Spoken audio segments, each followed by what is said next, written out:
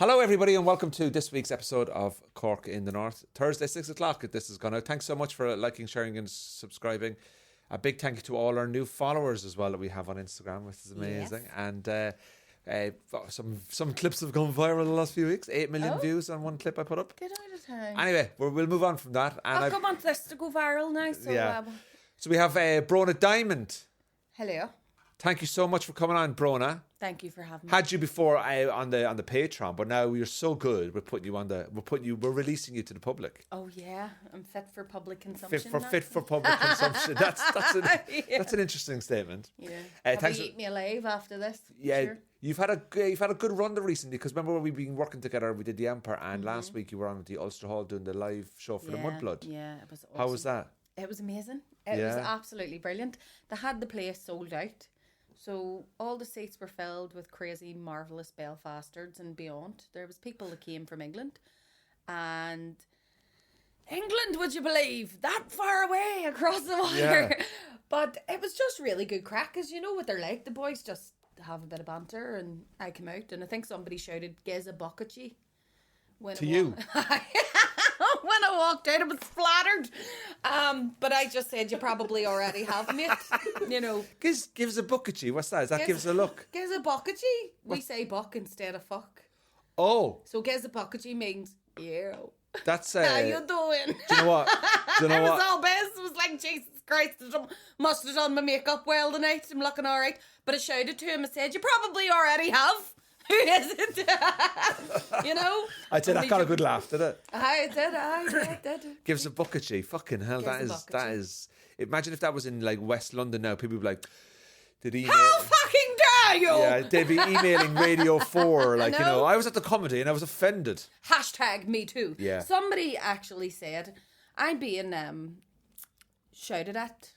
Well, I don't say shouted, typed at dramatically by males who feel that I am not perhaps being as feminist as I should be. And I am an ardent feminist, because feminist is just like equal rights. Do you know what I mean? Social. But essentially, this guy, I laughed with Diona, right? She and I had a laugh on her podcast when she was telling me about the time that somebody whipped her bags down. Now, do you say that in the South? Right. Bags is bags, and bags are trousers, right?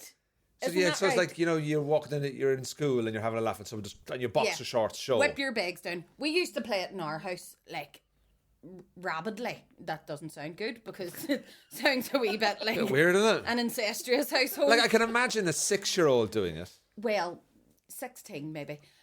We did this thing in our house where we would just scream, whip your bags down, and everybody would instantly put their feet apart, because if you widen your legs, it means that nobody can pull your trousers down. Oh, these are all things that you learn in the game of I didn't know that. Whip your bags down. So, it just kind of happened in our generation, where we just thought it was fucking hilarious to debag people. Like, debag people.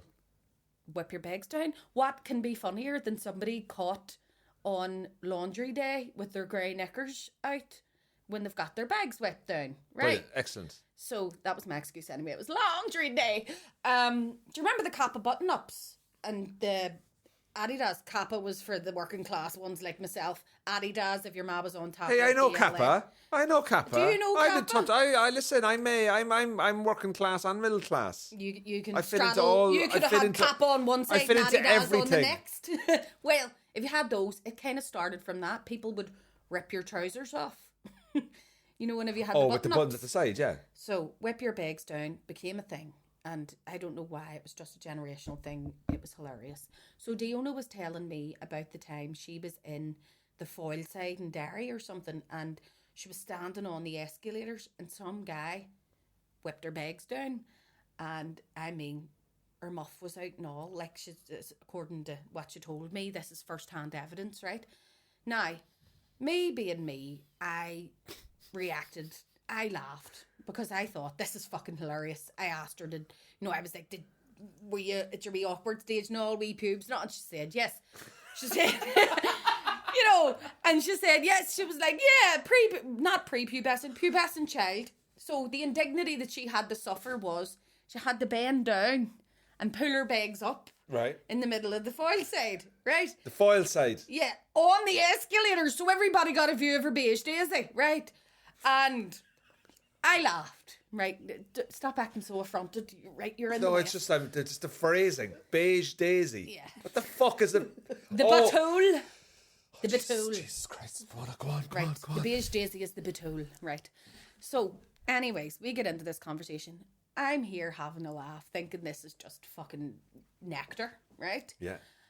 And then some guy wrote underneath the podcast, I'm very surprised at a woman laughing at that, you know, in this day and age. And I thought, maybe I should have done now #MeToo for her. And, you know, it is shit that happened.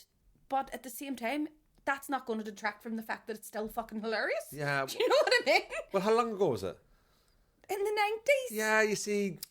We're this is the talking thing. Dairy Girls era. Yeah, you know? like, for God's sake, you see, like, this is the thing. Like, there was so if you actually go back to the 90s and you actually write down some of the stuff that you did now, yes, today it is not socially acceptable. Yeah.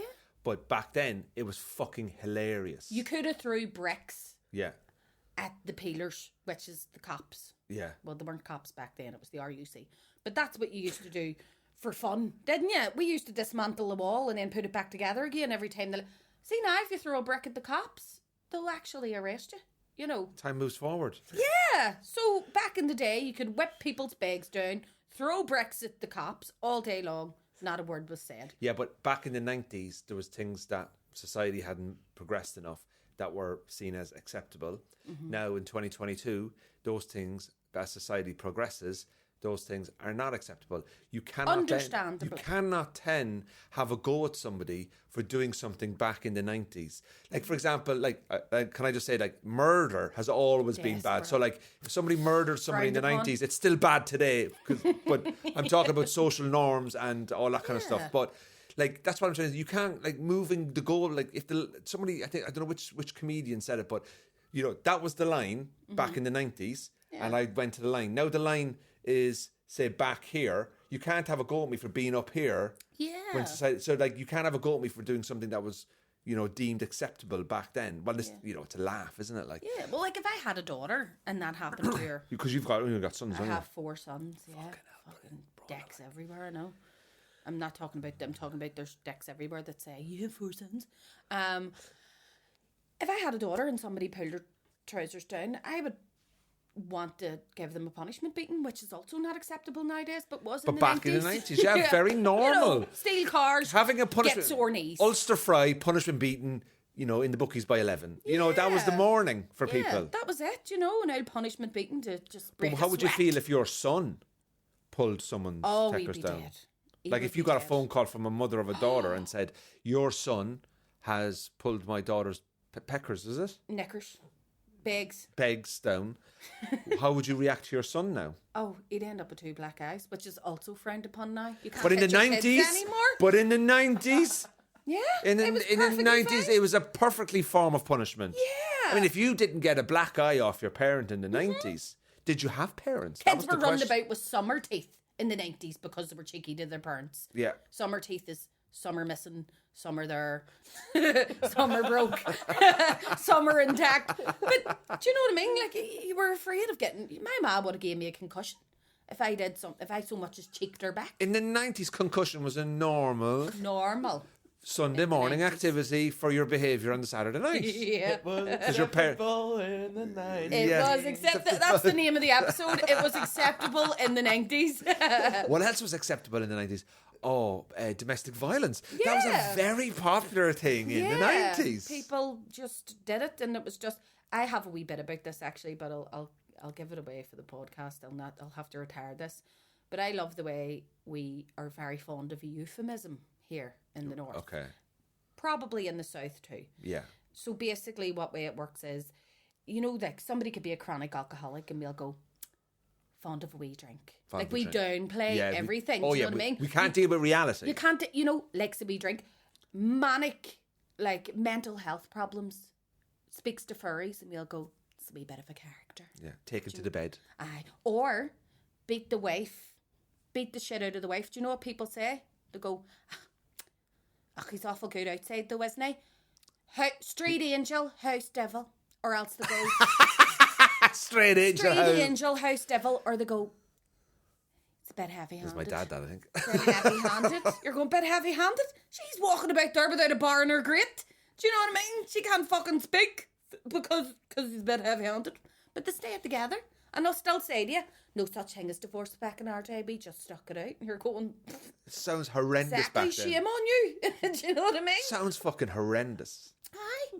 You know, that's the reason why I think it's all right that he comes home and gives me a black eye if the spuds aren't cooked yet. You know, don't think so. No. I think But there are we've done there- well to be progressive. There are women who, and I will say this, have put up with an awful lot in the past. And there's some people out there who are putting up with it today as well. Yeah, that's true. Get help. Get out. Life Do will get be help. And life will be Move better. on. Because I'll tell you this for a fact. You'll think that you'll be lonely, but you won't. People in abusive relationships are led to believe that they can't do any better, or, you know, what would you do without me? Or he's brilliant when he's really good. But, you know. No. But he's good when he's good, but he just has a bad temper. Fuck that shit. Put him down. Do you know what I mean? It seems to be very common when you, like, I suppose when you get a bit older in life and you speak to people, there's always something. Everybody has something. Like, even we boyfriends, whenever you're growing up, you know, see girls that think that you know, the way young ones behave, this is what I'm talking about, like, and you think that that's normal, that, you know, because they're adolescent, it's all right that they have a bad temper. yeah, but also right. and the beauty, this is one of the big positive things I like about things like TikTok and stuff, that sometimes when I'm scrolling, I see, like, oh, I've just left a coercive control relationship, and there's a little bad part of me going, fucking fair play to you. Yeah. And that will inspire other people to do it. And one thing I notice as well is, as I go through life, and I've had ups and downs, you know, and is that whenever you're in, like, a situation that you don't want to be in anymore, and you're, like, afraid to speak out because you don't want to give the impression, because that phrase, you know, outside you're an angel, inside you're like a devil or whatever. Straight angel, house devil. Is that people are phenomenal when you approach them with a problem. I remember going to a mate of mine years ago with an issue, and I was like, can I talk to you about this? And mate, it was the best thing I ever did. Yeah.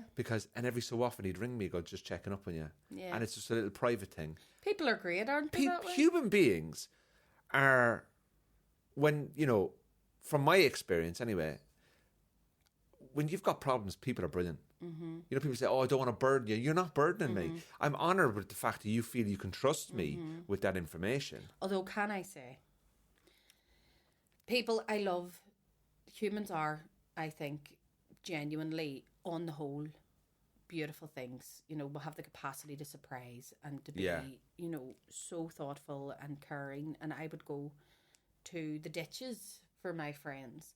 The ditches. But there are people, yeah, you know what I mean? Like, I would hunker down, I would go to war for them, I'd get trench foot. You know what I mean?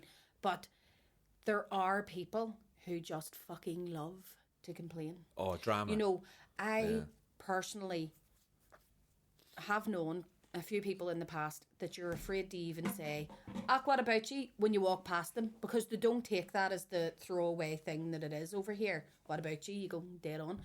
Those people who go, well, wait till you hear this. Oh, and you the go, can of worms there. Have you never fucking anything? Just a moany bastard. Ridiculous. Complaining cunt, if we want to keep up the, you know. There are people that I will cross the street to avoid, because you're like, I'm not letting you harsh my mellow today. I'm having a fantastic time. I don't need to hear about how your dog has worms and now you want to kill yourself over it. You know, people that are just, no resilience. There's people out there that have no resilience Yeah. and victim mentality all the time. There's a fine, like, to me it's a line, isn't it, right? It's like, if you're in a situation and it's not good, okay, and we all moan, right? Yeah. We all We all love a moan. But there's a level of moaning that when it gets to a certain point, you're not helping yourself. Yeah, because people avoid you. And I read something recently about, don't get me wrong, I still want to encourage people to come forward and talk. You will find that the most depressive, look at us, we do comedy, right? That's our craft. How many of our fellow comedians are manic depressive, really badly depressed? Jesus, the number now would actually bring me down. Yeah, yeah, totally. And the number isn't going down. I mean, you know, if you put us all in the wee room together with a social worker, half of us wouldn't get home for our pajamas. Like, we would totally No, be... the social worker would be depressed by the end of the meeting. But we like to make people laugh because, what was it Robin Williams said, that, you know, you'll often find that depressed people always want to make people happy because we know what it feels like to be sad and we don't want you to feel that way. So that's understandable. You know, you will see a high ratio of that within, you know, the comedy community. But then you see people who are sad and are just always, always down, and people don't want to be around that. They will avoid you. So it's kind of a self-fulfilling prophecy. You'll go, I'm lonely, I'm lonely, I'm lonely. And it's because people are going, because you're a fucking buzzkill. Do you know what I mean? I'd rather go to bed with a toothache than sit and endure a conversation with you. Negative people. Just whingers. You know, and I found, we had a discussion recently about this, me and my friend, about, she's quite middle class. And I'm of the opinion that working class people tend to be more resilient. 100% agree. In terms of can take a knock and go, so fuck. I mean, I went to uni with a lot of middle class people, and the things that they thought were problems, you know, my dad is only paying for half of my insurance for my car. I'm going, you have a fucking car? Do you know what I mean? And you're going, that's not an issue. I see, if you find out who my dad is, will you tell him I would like a car? Yeah. Do you know what I mean? Like, what is the problem? Well, actually, my dad doesn't pay for my insurance because I get the bus. Yeah, I'm a bus wanker. Yeah. Totally. I got the bus for 6 years. Yeah. Going to school. Do you get me? I didn't have a car. I live on a road where there's 3 schools. And I have never in my life seen so many secondary pupils. Yeah, I want to say this. Fucking come at me, right? Secondary school pupils who either have cars, fair play to them, or get lifts. Get lifts to school. I've seen somebody who lives at the top of my street drop their child down to the bottom of the street in the car. That drives to go me to the insane school. now. But do you remember we had to get buses? I had somebody spit on me in the taxi queue because they went, you think you're better than everybody else because you go to that grammar school? And I'm going, I'm standing in a fucking taxi queue to get a black taxi up to Lenadoon, you manic dickhead. You know, and you're going, everybody's like, no, we don't want our little fucking no cahill or something. Like, what are the names that they use? Like, they have specific Chloe. Oliver, little Oliver. Little Oliver. We don't want Oliver to endure any of, you know, the great unwashed. So we'll drop him directly outside the school every day, even if it would. And I'm going to drop him outside the school every day in my gym gear to show people that I go to the gym when I don't fucking go to the gym. Yeah. I'm a gym mom. No, you're fucking depressed. I'm a yoga mom. You're in a marriage that you can't get out of because you can't afford to leave. You're away home to eat a fucking malt scone with what's it's inside it. Yeah. What are you on about, love? I used to get the bus. I went school I went to in Cork. It was in city centre of Cork, Christian Brothers College, and I lived in Carrigaline. And the bus would be 10 to 8. Now, so it would be split between getting a lift in or the bus.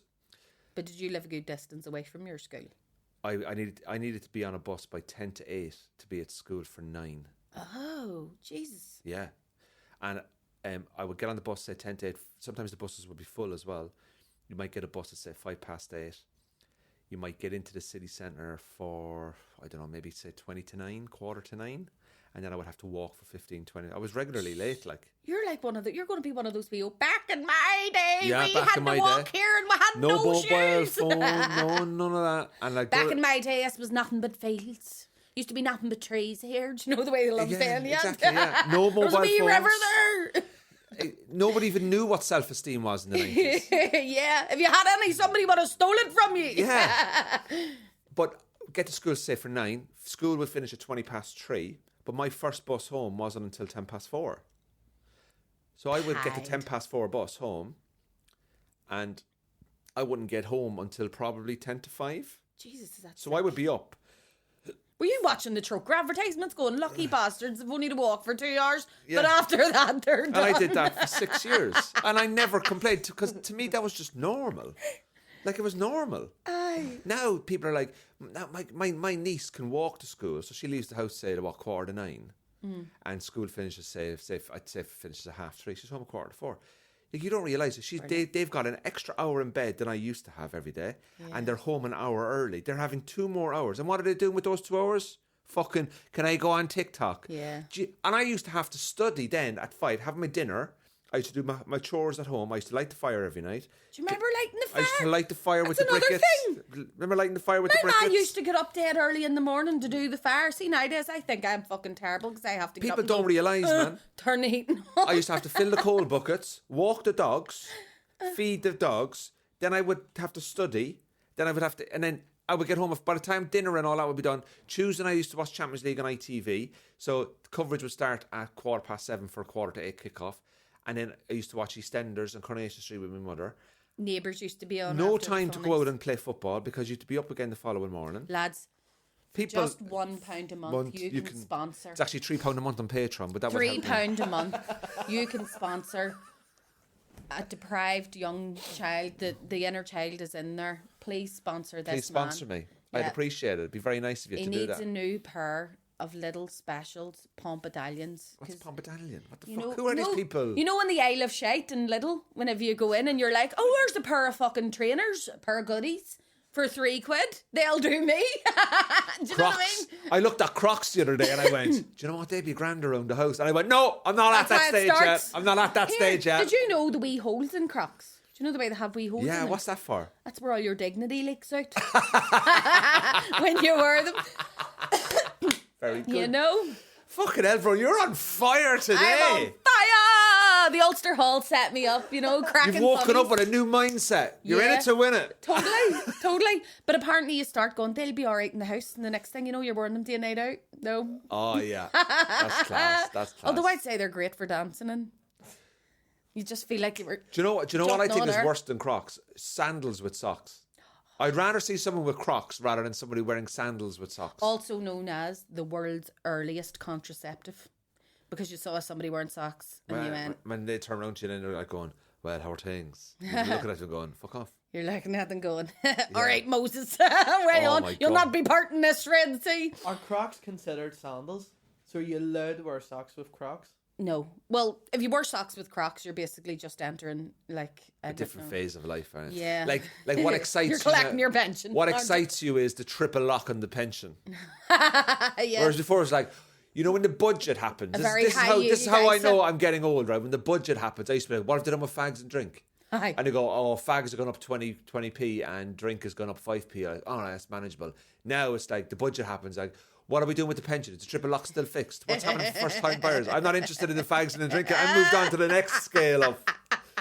Yes. And like, I don't have kids, so like every time people, oh, what are we getting for childcare and child benefit and all this kind of stuff? Fuck them. I'm like, fuck that. Where are we with long-term security? That's Yeah. I'm at that because when you're in your 20s, I'm like when I was in my 20s, you know, I didn't really do this, like, but I would go out in the bars, I'd see someone, like, hey, how you doing? Now, like, I tell you a mad story. This is a while ago now, right? But fell in love with this girl working in a hotel. Right. Oh my fucking God. Hunkering down. Fell in love with this. Now this is a while back, right? Was she working as a waitress in a No, hotel she bar? was like a manager in the hotel. And I was going to this place a couple of times to do this regular work, and I would stay in the same hotel. I've only stayed there like twice. But the first time I turned up and she was on the desk and I walked in and I was like, hi, you're checking in, blah, blah. And, Checking in, checking you out. you know, just checking in, you know. And I was like, hi, you're right.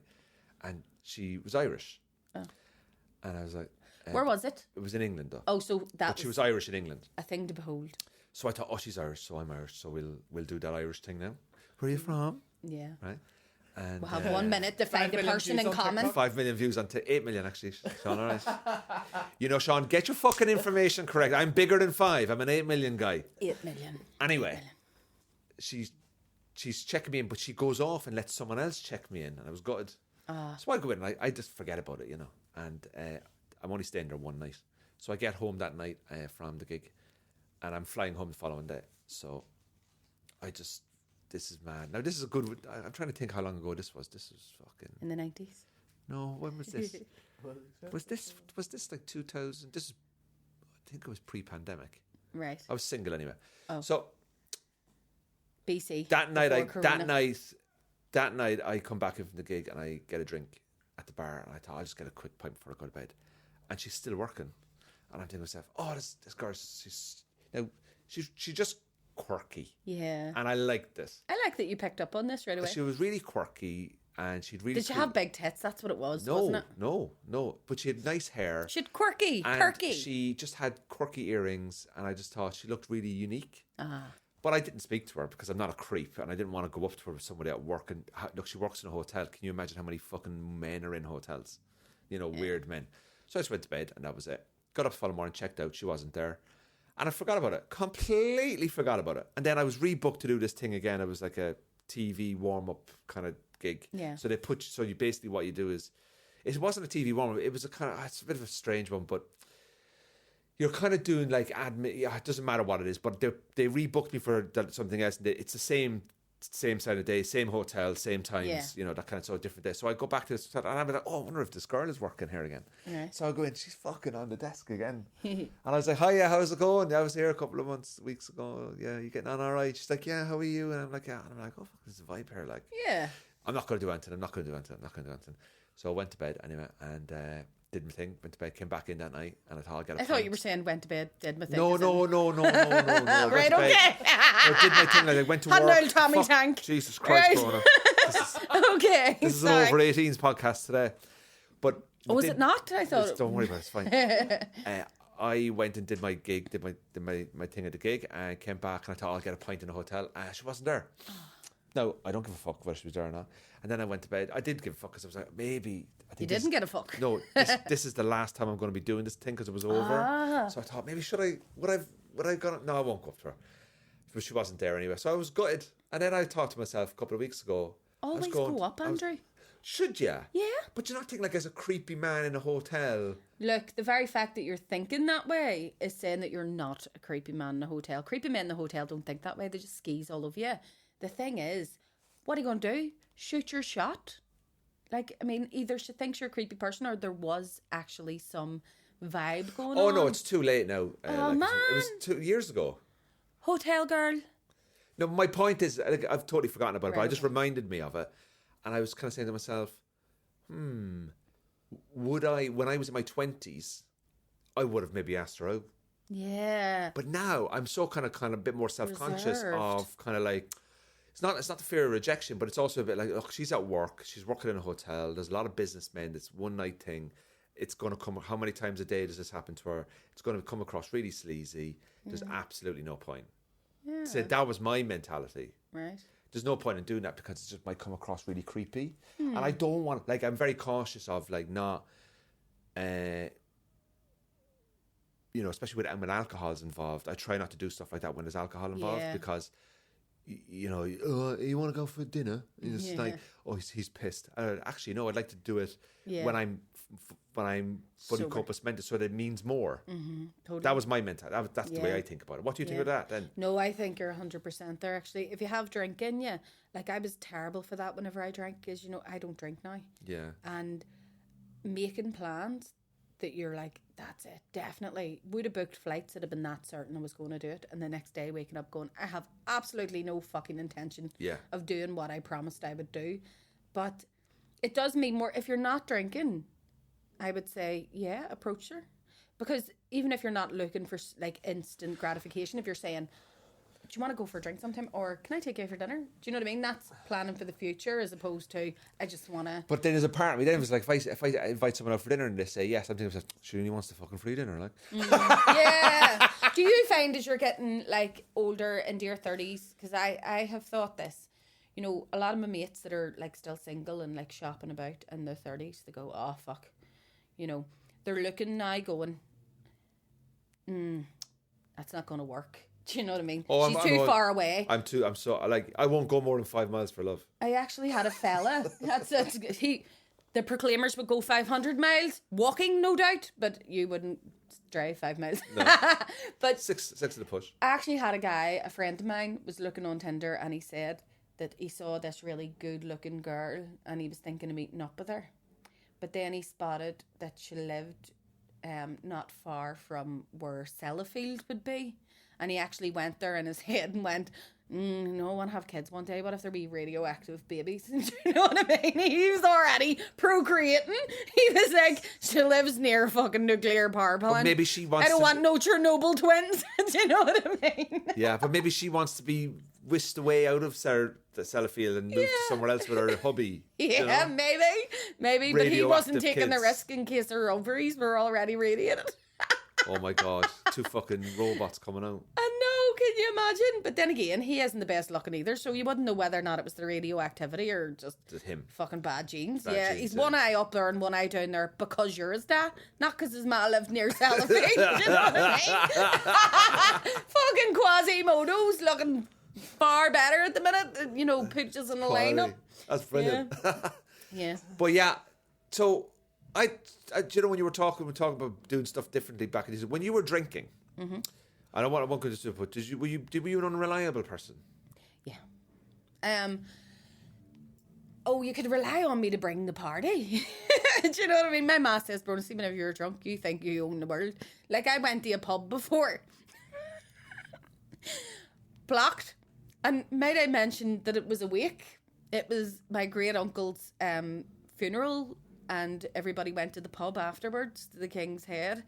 And I was there, and the crack was mighty. Because as you know, being Irish, best days out, funerals, you know. Best days out. All day long. And I was there, and I thought, now the party has actually started. There was free drink getting sent out. You know, that's always a recipe for disaster and a brilliant story. But there was no music in the King's Head. And I was like, what the fuck? I think this was a funeral or something. Why is there no music? Right. So what I did, and bear in mind, this was in the public bar. I called up a few of my mates who were musicians and said, get yourselves down to the King's Head if they want a few tunes on, right? So my friend, who also happened to be an alcoholic and always up for a drink, he showed up with his mate, a keyboard and a guitar, and we had a fucking hoolie in the King's Head, and everybody was up dancing. And I remember the bar guy going, fuck, I didn't know we'd booked music tonight. And I was like, I know you didn't, because you didn't. You're welcome. Do you know what I mean? And my mom was like, you can't just organise entertainment for a fucking pub when it's nothing to do with you, you know? But I had a great time, and that's all that mattered, you know? But that's what drink does to you. But that's what drink does. I just didn't give a fiddler's fuck. I was just there for the crack. Crack is cool. Now where's the cool? Get the music out. But I genuinely wasn't reliable, because the next day, see, even if I had have went out, said 2 Hail Marys and an Our Father and had a glass of wine, I would still wake up the next day feeling like I was responsible for the murder of like an entire village of orphans. You know, The guilt, the monkey on your back, the Fear. fucking, oh Jesus, what did it do? Jesus Christ, a night and a mar night, who was it talking to? What Oh did I my say? God, did I really stick lips on that old lad because I thought he would feel good about himself because he hungered, snogged him? Do you know what I mean? Shit I used to do to make people feel good. I can't. I don't know how. When was the last time you had a drink? It was on my hen night. It's not even on your wedding night. Not even on my wedding night. Oh, fucking mother needed a drink for that. Whatever. I'm only joking, yeah. I'm only joking, yeah. No, my hen night was my last ever night drinking. And why was that the last night? 2016.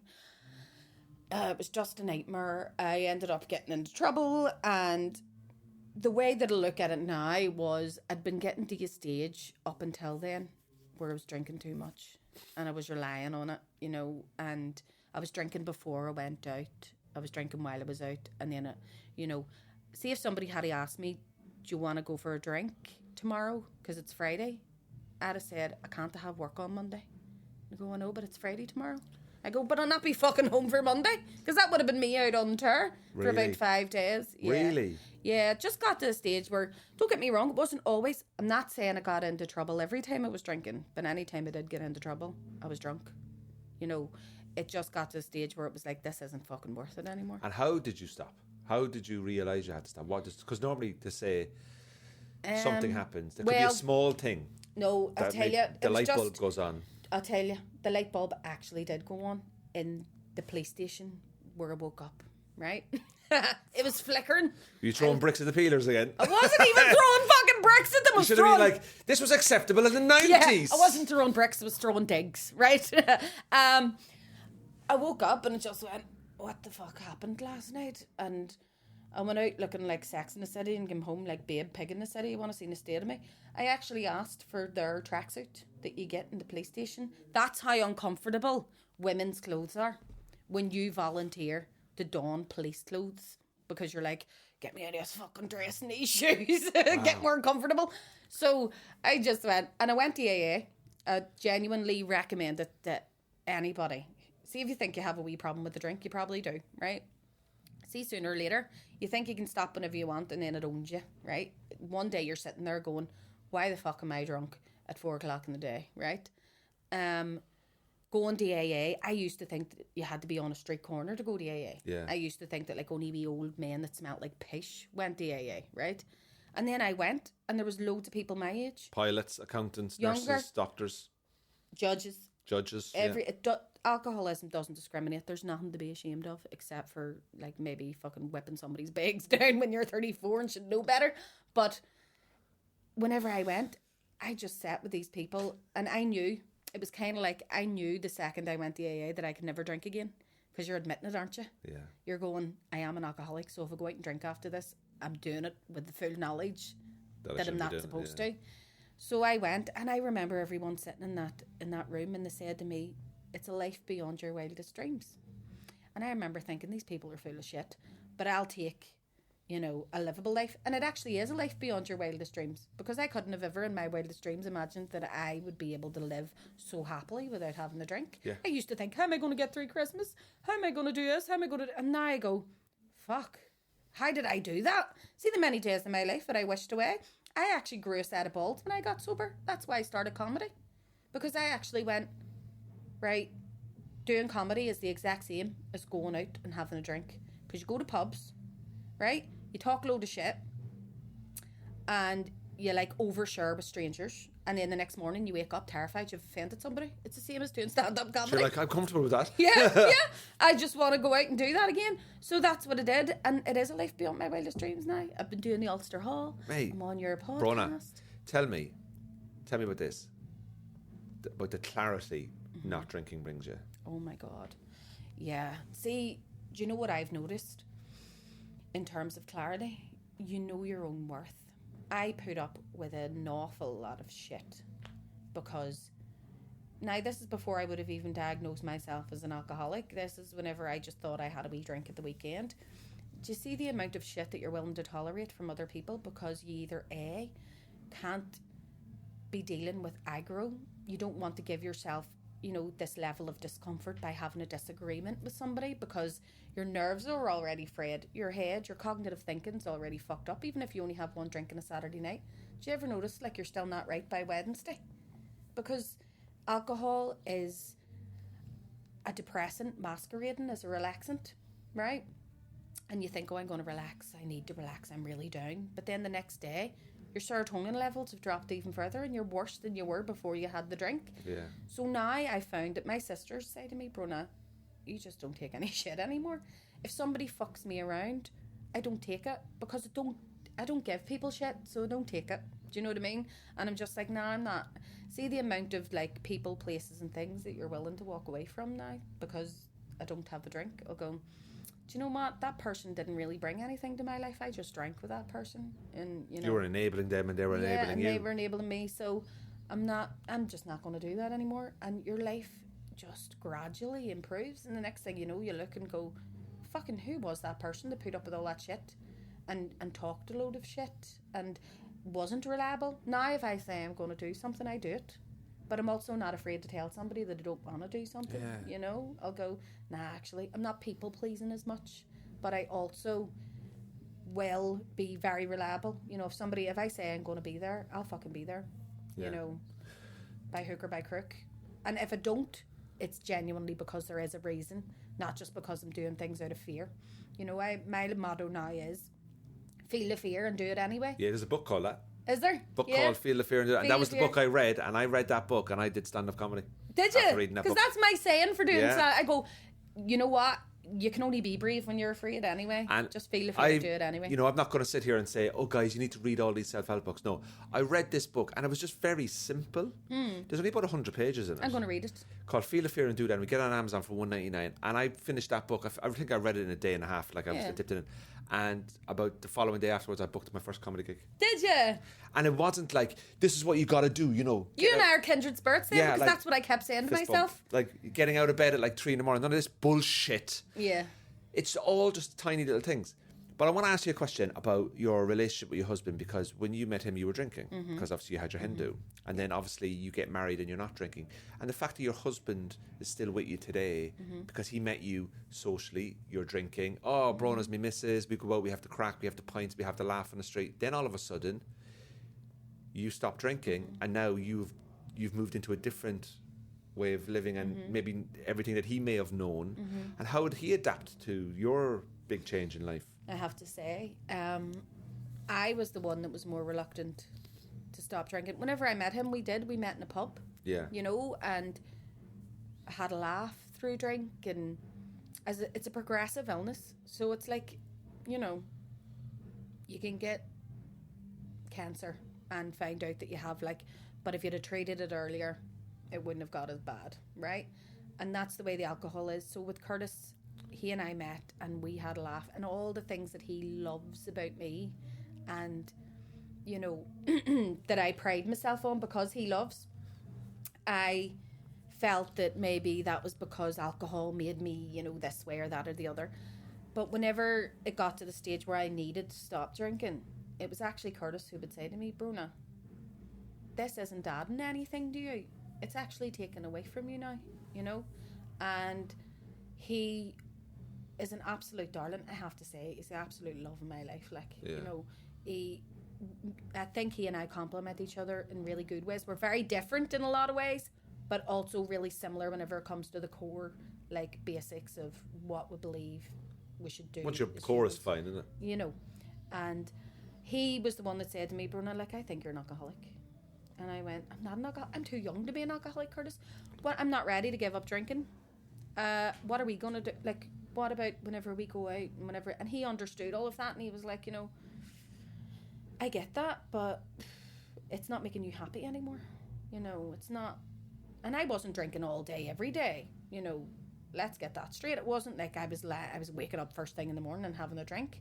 I was like, a lot of people out there probably think, fuck, she drank like me. I would a couple of nights a week have a drink, or drink at the weekend, but maybe do one night a week. But it got to the stage where I wasn't functioning. My life was becoming unmanageable in between those days, because I was either really anxious, or I didn't want to do anything. You wanted a drink. Or I just wanted to have a drink and relax, because I associated that then with being but the drink, because you're anxious, you want to relax, but it's actually the drink that's making you anxious. Exactly, it's a vicious circle. So whenever I stopped, Kurt said that he knew that day that I came in that it was different this time, because anytime I've ever had anxiety after a drink or something bad's happened, I would always have been making excuses. If I hadn't done that, or hadn't had that last one or whatever, and I just came in and threw my hands in the air and was like, it was all my fault. I got really drunk. And he said he knew that it was different then, and he sort of began to quietly see that I was serious about not drinking. And he was a big drinker in London, because obviously he was free and didn't have kids and all the rest of it. But he just isn't a big drinker now anyway. And would he ever drink at home? No. He's one of those rare people that can go to a pub and have one pint and that's it. These psychopaths. I do call him a psychopath though, because he also is one of those people that unpacks his suitcase the day he gets home. I can actually have one pint and go to bed as well, you know. Can you? Yeah. That's called a normal person, not an alcoholic. It's called a psychopath. I think of it as an allergy. You know, I have one drink and I'm like, oh Jesus, something happened to me. You get the taste, the back of the mouth. What was your drink of choice anyway? Wine. I loved a wine. And I loved a red wine. I loved a white wine. I loved a rosé wine. Loved Jesus because he could turn water into wine. But I just really, and then you get to this point where you're you think you're a bit of a snob, where you're like, oh, I like certain types of wines. But really you're just validating your alcoholism. Because I could pick out the best fucking wine on the rack that was the cheapest with the highest percentage. That would get you fucked straight away. That would get you fucked, and I'll shut enough to pop even worse betting the 12 quid on an Asda if you're going to be getting the 14%. Do you know what I mean? But there's a load of socially acceptable, drinks these days. Everyone's like, wine. That really bugged me whenever I get sober. Everybody doing the wine o'clock, wine o'clock. Gin and o'clock. I would go, just not have any fucking consideration for people like me. Who did wine o'clock 24 hours a day. Wine o'clock all round the clock, you know. Can I ask you about you now going out socially?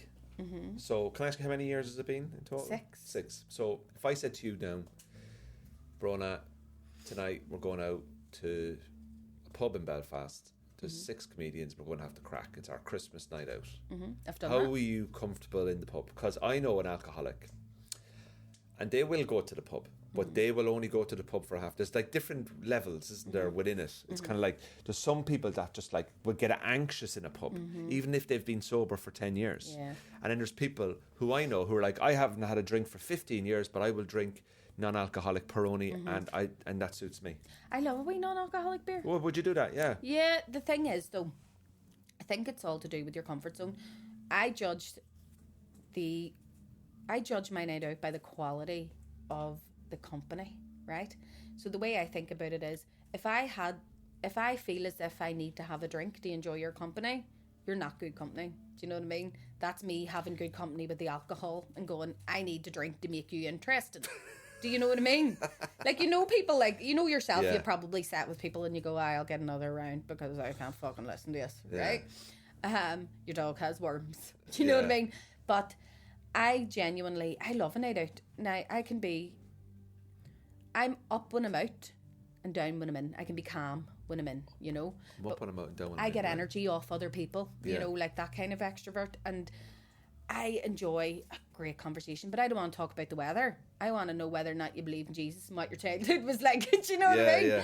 So I love a good deep conversation. I also love, you know yourself, have the crack, taking the piss, just ripping the arse out of anything. Doesn't even matter if it's politically correct as long as it's funny. Yeah. You know, love that kind of. So I enjoy going out, and the way that I measure it is like I have been one of the ones that is set to the death to like 6 o'clock in the morning on a night out without a drink. Wow. Because I like enjoying the crack, you know. And the best thing about it is I got my license when I got sober, so I can drive. So if, you know, I've had my fill and I'm a wee bit tired, I can just fuck off home. Exactly. And the money you save as well. Yeah, it's brilliant. The only thing is you do get people going, will you give us a lift? Will you give us? And I go, I'll give you a lift as long as you're going my way. Do you know what I mean? But I just love it. I love being able to go out and go, nah, is there a pack of boring cunts on my way home? Do you know what I mean? Or you also you say like it's I can't come out tonight because you know I don't drink and I just don't want to be in that environment. You've got the best excuse. Yeah, haven't been to a meeting in a wee while and I'm feeling a wee bit. I just need to go into my meeting. There's a couple of pilots in there that are alcoholics and I want to get some free AVS points. Yeah. Yes. Can you spot people, the signs of people when they're drinking that you're like, I think there might be something. I think I see a bit of me in them. Oh yeah. Can you spot it? Yeah. What are the signs? Do you think? I can. Now I love a pint. Mm-hmm. But you can have a pint and leave it. I can. Yeah, like I wouldn't say, like, the last proper night out I had was last week, and I had 4 pints, and I was home. Yeah. And I bet you it was lovely. You just had a buzz on. 4 pints, and I had 1 pint on Saturday. Yeah. Now I won't drink. I will drink again Friday, and I'll have about 2 pints Friday. Yeah. But that's me. But then, and so in 2 weeks I'll have like 8 drinks, which is probably the legal limit, isn't it, or the legal requirement? Well, so I enjoy to what you have to drink 8 drinks. I wouldn't go out at 6 o'clock. Yeah. And drink until 2 a.m. Yeah. I'll have, you know, after a gig at 10 o'clock, I might have 2 pints, and I'll be in bed by 12. Do you know what the thing about being Irish? That's me enjoying drinking. Yeah, but that's the way you're supposed to do it, isn't it? Enjoy, drink responsibly. Don't fucking throw it at anyone. But you saying that, I do spot people, and I go, oof. But the thing is, I don't want to be one of those alcoholics. But it's not for you to say it, though, is it? That goes, no, I'll never be one of those alcoholics that goes, you know, like those ex-smokers, shouldn't be smoking. You know, I love people having a drink. In fact, I kind of live vicariously through. Some people really do need a drink to unwind, to be able to come out of their shell and talk and have a dance. And if I'm out with you and you won't get up and dance with me until you've had a drink, well then I'll be like, fucking drink up, hurry up. Do you know what I mean? So, and also the crack is usually Mayday whenever people get sloppy drunk and repeat. See, whenever I've heard the same story twice, and I'm listening to it again, I go, Normally my happens key? around 12:30. yeah, nothing good ever happens after 1 Yeah. o'clock, you know? So I'm usually like, where's Just such the a right. keys? Do you know what? I think that's the title for the podcast, Sean. No. Nothing good happens after 1 a.m. Yeah, it's true. Because, you know, you never, see if you leave the party, you never ever hear anybody going, oh, Jesus, wait to hear what happened after you left. It was brilliant. Best crack. It's usually, Jesus, such and such had a massive fight. Oh, you missed the drama. You want to miss the drama. Do you know what I mean? You don't want that You shit. want to be getting involved in drama. Definitely not, you know. You want to hear about the drama. Yeah. And you want to laugh about the drama. And you want to be like, that's fucking Yeah. mental. But you don't want to be You don't there want to for be the there. drama. You don't want to have the clumps of missing her and the scratches down your Yeah. face. Do you know what I mean? Now I know who my real friends are. Sharon, you're such a Bunch bitch. of fucking snakes out here, just me and the kids from now on. I was going to say something to you though. See, being Irish, I honestly think that Irish recovering alcoholics probably have more willpower than anyone else in the world. Fight me. You think right? so? Because over here, we have to justify why we don't drink. We're like, but Yeah. also, do you know the many people, and I am not exaggerating when I say this, the many people that whenever they find out that I don't drink, they go, I don't drink myself, right? And I go, oh, don't you? You know, do you not drink either? Oh, no, I don't drink. Only at Christmas and like Easter and, you know, weekends and birthdays. Like they will literally tell you to your face that they don't drink, and they'll say only at the weekends, and you're like, that's drinking. Do you know what I mean? Or you know the one where they go, I mean, I don't smoke, but I remember when I did smoke, they'd be like, have you got a cigarette? I go, yeah. I said, I don't smoke, but like I have a fag the odd time. And I Yeah, go, you're that's going- like going, you know, there's somebody that you're like, but you do smoke because you're having a fag. It's like, you know, you get You only like, smoke other people's. yeah. It's like I don't smoke. Like you know, when I have a drink, I'll have a smoke. All right, so you do smoke when you drink. No, but I'm not a smoker. No, hold on. Yeah. That's like, you know, in America, serial killers. You ever see them? And they go, everybody in my family knows that I'm not a murderer. You just killed 2 people. Yeah. So you are a murderer. Yeah. But Oh you my just God. did it. I need to tell you this because I was actually watching this. It was 2 nights ago. We watched this thing about on Netflix. You know the big strong woman. You call it. She was a bodybuilder. Oh, and she murdered. She murdered the her fellas. her husband. She was executed. No, this is you're thinking of Eileen Arlene Wuornos. Foster, yeah. Yeah, probably. This is you. That's a called joke, her, by the way. Relax. I think you called her Sally or something, and it was called like. So basically, look on Netflix. It's in the most recent. You know the way it's an algorithm. Yeah. She murdered her husband. Well, she shot her husband dead. Right now, this Okay. guy. Terrible situation. They were both on fucking steroids, so they both had roid rage, from what I could gather. But he was a bit heavy-handed, street angel, house devil, right? And his best mate was sitting going, he was my best friend. He was a gentle giant, right? Never harmed a fly in anybody's head. And it cut to the child telling the story about her dad, and then it cut back to his best mate, and in the same fucking interview, he turned around and went, yeah, I remember that. He was the bouncer with me on a door, and we used to have like lots of fun, but one night he just like nearly beat this man to death and gouged his eyes out. And I was like, But he was a gentle giant? Do you know what I mean? the absolute fucking delusion people live Yeah, under. gouged somebody's eyes out. Gentle giant. Like, what the fuck? Look, he's a lovely fella. He's a tendency to shoot you in the head, but would you Yeah. ignore it? This is the thing, that people don't want to deal with reality. Yeah. Do you know people that life. say he's a bit of, he's a bit of a dickhead at first, but he's sound once you get to know him, and you're like, no, basically what you're saying is he's a dickhead, but you get used to it. Do you know what That's I mean? so right, Bronagh. Yeah. You're spot on. I can't deal with Do you those know people. what? That is so spot on. He's very hard to get to know, but when you get to know him, he's all right. Basically, what you're saying is you're giving me the best case scenario. Mm-hmm. But I remember once I met a guy and he was an absolute tool, a fucking tool. And my mate. I love the phrase tool. I love he's calling people such a tool, like, right? My mate came up to me and he'd met him after like an hour, and it's a long story how I knew him, but a mate of mine came up to me and he went, "Is that your buddy?" And I was like, "Yeah." Mate, I've just been chatting to him for 20 minutes. I was like, "All right, yeah." He's a fucking dickhead, and he's rude and he's obnoxious. Why are you hanging out with him? And I went, I knew that though. Yeah. But it just But I isn't. knew that, and I loved the fact that my mate just went, "I'm not putting up with that shit." Yeah. And then my mate is younger than me, like, and he was just like, "I don't put up with that Boundaries. shit." And I went, "You know what? Spot on. Yeah. Like, and then that was it. I said my goodbyes later on, and that was it. Yeah, Done and split. dusted, done Did and you dusted. used to tell people to split? No, not split. No, I used to tell people like, I'm heading away there. I'm heading away there. Yeah. Like that was you splitting. I'm apart. gone home. I'm heading away. Well, where are you going, boy? I'm going home. Sure, what the fuck are you going home for? Aye. It's only 12 o'clock. Yeah, I've got shit to do tomorrow. You're such a fucking dickhead, man. No. Ew. You want me to stay to justify your excessive drinking. Yes. Oh my God, that's it. That is what it is. So you're not going to feel bad about your excessive drinking. Yeah. I like my pints, but I Yeah. like them in a certain time frame. 4 Yeah. hours. 3 hours maximum, I'm done. Yeah. See, whenever in the 90s, right?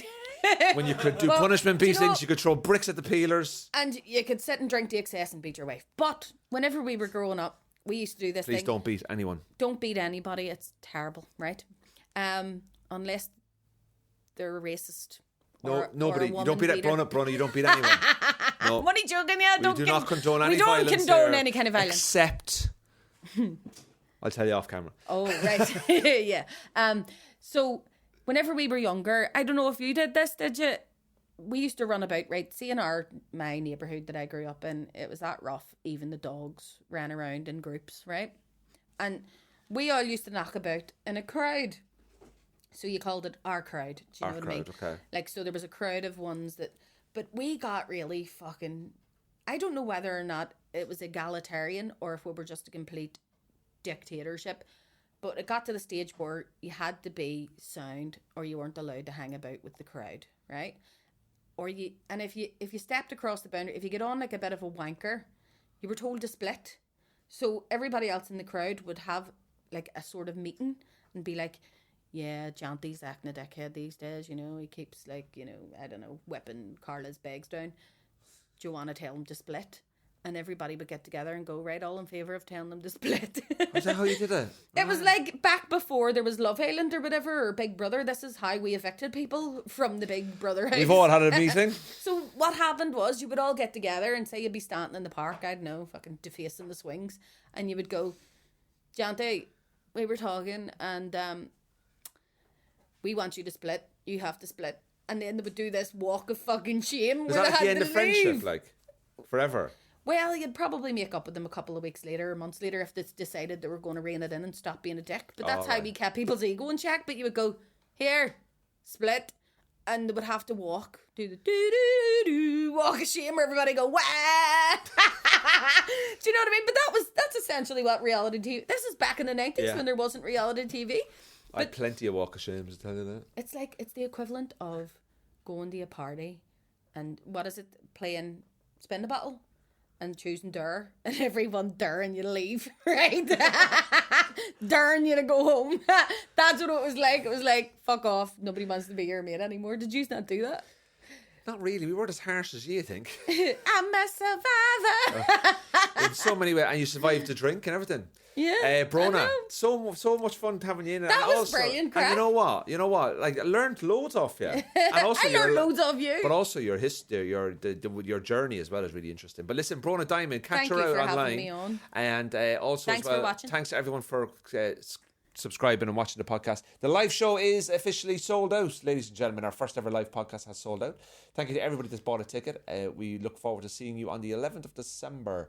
It's going to be great crack, and keep sharing and subscribing to the podcast. And thanks again. And also, tickets for my show at the Black Box in the big room. There's only about 20 or 30 tickets left. So for February, so please do. It's a good venue. It's a good venue, and I'm also filming it as a special.